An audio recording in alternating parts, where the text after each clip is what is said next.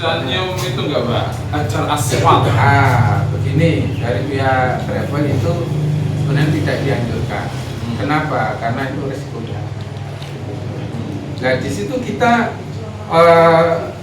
tim dari travel ini memang menurut saya bagus. Jamaah itu jamaah perempuan itu diapit jamaah bapak-bapak untuk apa mengaman. Dengan pertama kali lihat Ka'bah itu rasanya gimana? Wah, udah tahu gimana? Kan itu kan apa namanya cita-cita umat seluruh dunia.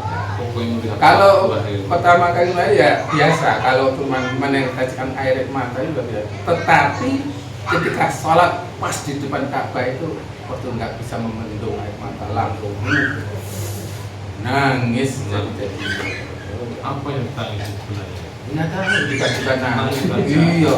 Karena saking senengnya apa kan gini loh. Sedih.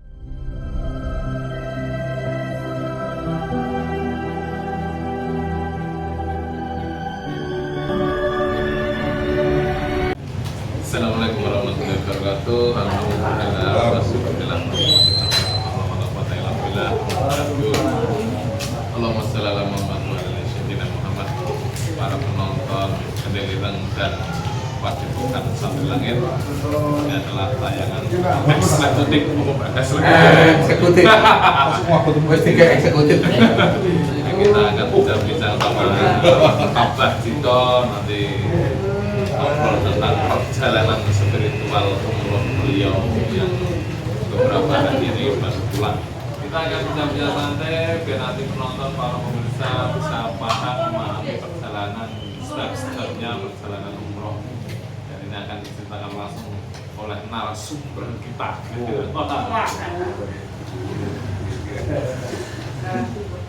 Yang kemarin baru menjalankan umroh. Gimana Pak? Kalau terbang dari Indonesia sampai ke Arab Saudi sana berapa jam? Baik, terima kasih. Assalamualaikum para pemirsa Kendeliran dan padepokan Sambil Langit dimanapun berada. Ini sebenarnya bukan satu kali ini kita ngobrol-ngobrol lewat kongres. Biasanya itu kalau nggak saya yang minta wawancara dengan beliau, ya beliau minta wawancara dengan saya. Itu baik di Surabaya maupun di Magelang. Nah kali ini beliau memang saya undang untuk ke sini, ya kangen lama sekali nggak ketemu. Nah secara kebetulan alhamdulillah saya mendapat undangan dari Allah untuk menunaikan ibadah umroh. Jadi apa yang ditanyakan kepada saya itu sebenarnya saya itu bukan pembimbing. Jadi sebenarnya nggak ngerti tahap-tahap, tapi yang akan saya sampaikan adalah yang saya alami. Tapi tahapnya dari ini ke ini, nanti ke ini, begini, saya nurut pembimbing. Tetapi berawal dari niat itu sudah lama. Niat untuk menjalankan ibadah. Dan alhamdulillah baru terlaksana tanggal 12 November kemarin saya mengambil program umroh 16 hari di Madinah 9 hari, di Mekah 4 hari, selebihnya ya perjalanan lah atau mungkin wisata. Nah untuk pertama-tama yang kita lakukan atau kita jalankan, ini kalau cerita nih mulai kok kakian tidak sih. Ya, jadi ketika kita mau berangkat itu diawali mandi tobat, ya itu katakanlah kita berangkat jam 1 siang, jam 9 keberangkatan kami mandi tobat, pakaian yang sudah ditentukan oleh travel umrohnya, kemudian sholat sunat, ya, wudhu, kabeh batal, insya Allah doa bersama, pamit-pamitan sama keluarga berangkat ke tujuan. Di sana kita prosesnya 4 jam. Karena proses penelitian paspor, perlengkapan itu di bandara aja, ya makanya 4 jam sebelum keberangkatan kita harus sudah standby. Ya, oke. Nah setelah semua selesai berangkat kurang lebih 10 jam dari Bandara Internasional Juanda menuju ke King Abdul Aziz Jeddah. Langsung itu, nggak transit ya? Tidak, dari dalam pesawat Pakai pesawat apa Pak? Atau airline? lain. Makan 2 kali. Di pesawat itu apa makan? Gak loh, 10 jam nggak makan terus ya apa lapar lah. Ya, siapa tahu ada penjual gorengan apa Ya, apa dengan bakso. 2 jam setelah terbang dapat makan, 2 jam sebelum landing turun tuh dapat makan. Alhamdulillah makannya juga enak. Jadi pelayanan dari pihak penerbangan. Oke, setelah kita turun di King Abdul Aziz, kita ditunggu oleh pihak travelnya setelah pelayannya semua mulai dari berangkat sampai datang di nyampe di King Abdul Aziz sudah ada panitia yang menjemput dan Nggak ada yang standby di sana. ya, di sana makan lagu, sholat sunnah, kemudian dibawa naik bis yang super mewah menurut saya. Terima kasih pada travel umroh. Kemudian berangkat ke Nabawi untuk inap di sana. Berapa jam perjalanan dari bandara ke Nabawi tadi? Kurang lebih 4 jam. Dalam perjalanan itu baru melihat pemandangan kanan kiri yang luar biasa yang Apa pemandangan Pak? Turun apa? Gurun. Pohon kurma? ya turun, pokoknya turun. Jadi Pegunungan-pegunungan turun gitu. tidak ada pepohonan yang rindang sama sekali. Lihat unta nggak di jalan? Nggak terkenal kan? Belum, nanti ada tahapnya sendiri. Nah, tak kira kan di perjalanan kan banyak unta-unta berkeliaran gitu. Oh, ternyata enggak ada. Nggak ada. Ya, kebetulan mungkin saya nggak tahu lagi. Nah, setelah nyampe hotel, bukan kita langsung masuk hotel, enggak, kita makan pagi dulu atau sarapan sambil dibagikan kunci hotel. Nah, setelah selesai sarapan, kita masuk hotel, mandi, berangkat ke masjid. Jadi tidak ada jeda perjalanan. Mereka untuk masjid. Nah, itu dari hotel ke masjid mana ya? Nabawi. Nabawi. Terus di situ ngapain di masjid itu? Itu masih pakaian biasa? Apa sudah pakai baju ikhram? Oh, ya pakaian biasa tapi Sarungan, Pak. Ya, katakanlah begini. Duhur di sana, ya. 2 jam sebelum duhur kita sudah harus standby di sana. Karena kalau enggak ya enggak dapat tempat.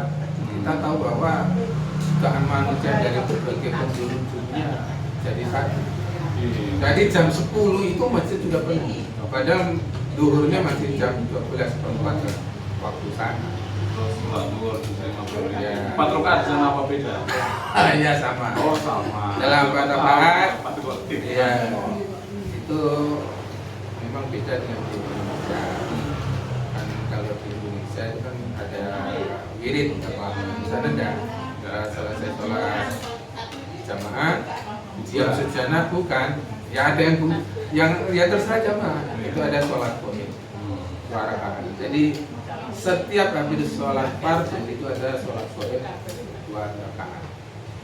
Setiap sholat fardu. Ya yang ikut monggo dan yang apa ya kalau kita ya ikut aja sunat apapun kita kerjakan kan ya, pahalanya kan luar biasa berlipat-lipat ganda dibanding dengan sholat di masjid di Indonesia kan seperti itu. Terus setelah sholat Ya, kita pulang istirahat makan siang. hotel lagi. Ya, terus ya, ke makan siang tidur mungkin 1 jam kembali lagi ke masjid. Karena jam 15 Sholat asar. ya jam 15 lebih 16 menit itu waktu sholat asar. Tetapi jam 2 atau setengah 2 kita sudah berangkat lagi. Jadi istirahat tidur paling 1 jam paling. Nah setelah sholat asar kalau mau misalkan jalan-jalan belanja keliling-keliling sekitar masjid atau pengen lihat sesuatu yang belum pernah kita lihat, tetapi nanti pada saat maghribnya 4:30 itu harus kembali ke masjid untuk melaksanakan sholat maghrib. Kalau nggak gitu seperti saya sampaikan tadi 1,5 jam 2 jam sebelum sholat berjamaah itu kalau jaraknya jauh sekali. Setelah sholat maghrib ya nggak pulang, nunggu sampai isya. Jadi asar maghrib isya itu kita berdiam diri di masjid iktikaf, sholat sunat, Masjid Nabawi. ya. Nabawi itu yang ada Mekahnya nggak apa Ka'bahnya nggak Pak? Nggak ada. Oh belum ini berarti. Ya, ini pertanyaan berapa? Kalau saya menjawab, oh iya ada, oh berarti salah. Soal kendirian kan gitu. Itu hari pertama berarti ya. Pertama seturunnya sampai 9 hari. Belum, lah kan belum ngambil mikot tadi kan, nah, ngambil mikotnya kan hari berapa? Itu kan berarti aktivitas sebelum umroh kan? Ya, mikotnya itu ketiga atau gimana? Intinya setelah proses di Nabawi selama 9 hari, kita selesai berangkat ke Mekah. Kita singkat itu. Karena ke hotel, ya seperti yang di Nabawi, kita cuma naruh koper dan mati, terus berangkat ke Masjidil Haram. Kalau di surat Sana dibilang nggak boleh ada. sunat, kemudian awal. Nah, untuk dari hotel Kalau sholat di ke Mekah, itu nggak boleh ke ada. Masjidil Haram itu naik bis gratis. Berarti. Bis itu 24 jam, tidak ada ininya. Jadi, masya Allah. Berarti itu kalau sudah tawaf berarti sudah ambil mikot ya? Ya, Berarti ambil mikot dulu, terus langsung tawaf. dan sa'i. Dan sa'i, berarti itu sudah perjalanan umrohnya kan sa'i sama tawaf tadi. Ya, kalau sudah sah kan. Tapi masih ada proses yang lain, proses yang harus kita jalani. Nah, intinya begini nih, kita ibadah umrah atau haji itu ibadah, jalan-jalan, belanja, makan, tidur, ya itu aja. Tetapi ibadahnya lebih besar daripada yang lain tadi. Maksudnya kok ibadahnya besar itu apa? Ya, Sana ya, orang ya. jadi gede-gede. Iya, ya gitu. Atau pahalanya yang gede. Jadi yang jalan-jalan makan tidur itu porsinya kecil sekali, hanya beberapa persen, tapi 80% itu murni ibadah dan ibadah. Belum ke makam Rasulullah, terus Rasulullah, ke makam sahabat Rasulullah, terus Bisa nyium itu nggak Pak? Ajar asfal. begini, dari pihak travel itu sebenarnya tidak dianjurkan. Kenapa? Karena itu resikonya. Nah di situ kita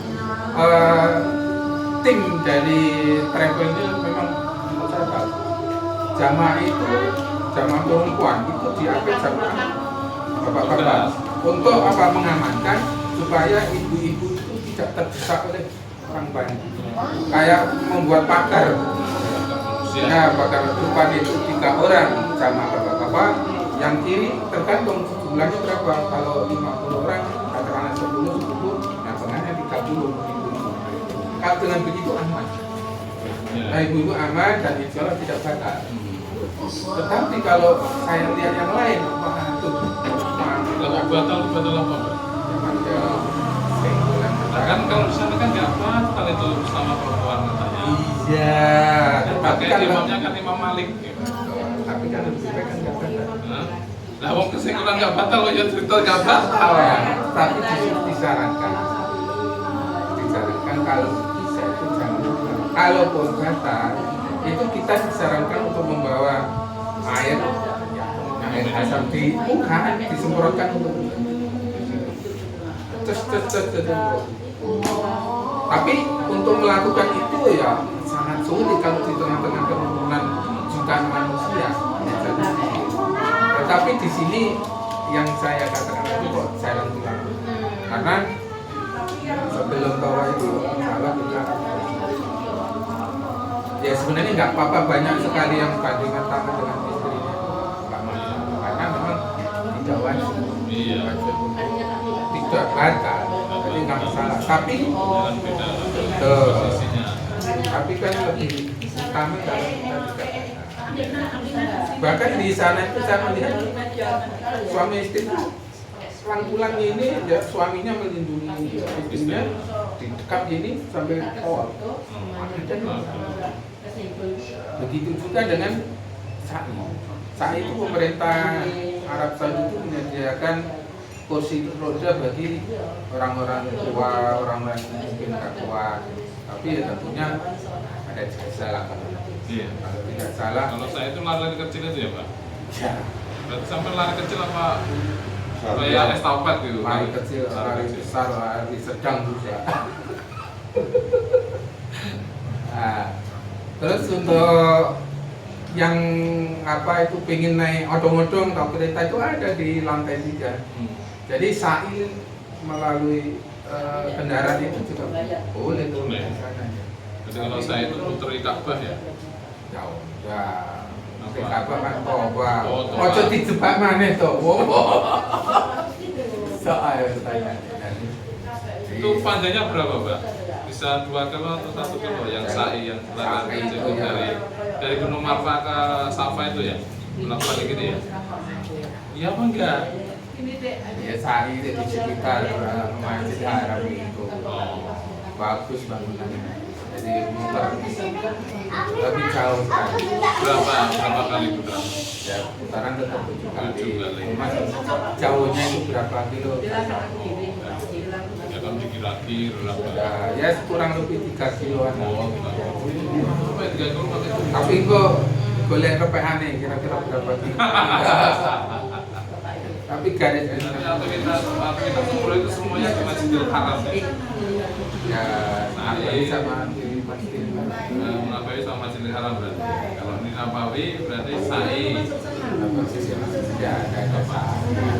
Nabawi itu aktivitasnya yang ibadah biasa, sholat di masjid, ke makam Rasulullah, ke Raudhah, terus kemudian ziarah ke makam-makam sahabat Nabi.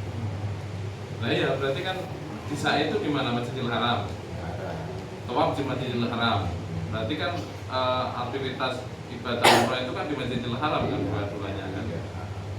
Yang di Nabawi itu kan apa ya? Ibaratnya kita mampir, cuman mampir itu ya termasuk ibadah yang di perjalanan umrah itu wajib. Kalau jenengan kan ini prosesnya berarti kan ke Nabawi dulu, terus baru ke Masjidil Haram kan? Iya. Kalau misalnya ibadah itu dibalik dari Masjidil Haram ke Nabawi bisa nggak? Bisa, banyak seperti itu. Jadi ke Mekah dulu bisa, Bisa. baru ke Nabawi.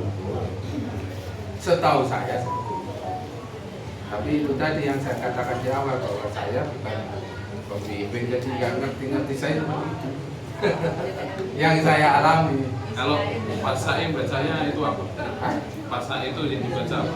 Pak Sa'i, Nah, kita menirukan apa yang disampaikan oleh pembimbing. nah waktu itu menirukan itu meniru bagaimana bacanya? Ini bacanya Sama. nggak hafal. Panjang Pak? Iya, tapi memang disarankan untuk mengikuti pembimbingnya saja, imamnya saja. Iya. Nggak baca sendiri-sendiri, termasuk tawaf. Jadi pembimbingnya baca misalnya labai, kalau mau labai Ya, kita ikut labai. betul. Kalau yang labai itu bacanya ada kayak gitu nggak?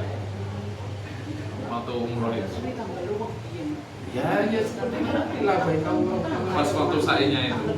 Apa waktu- Ada. Kalau yang waktu tawaf bacanya apa? Ya hampir sama, cuman ada tambahan-tambahan doa-doa. Cuman ya dibimbing oleh imam atau pemandu. Umrohnya ya, agen. Ojo angel-angel takon itu rasa jawab. Pemirsa, saya belum ngerti apa-apa di tanah itu. Kan baru menjalankan kan biar tahu Iya. kan. Tapi memang ada pengalaman-pengalaman yang ya tidak mungkin tidak saya sampaikan. Iya. Ya, itu kan tergantung amal dan perbuatan.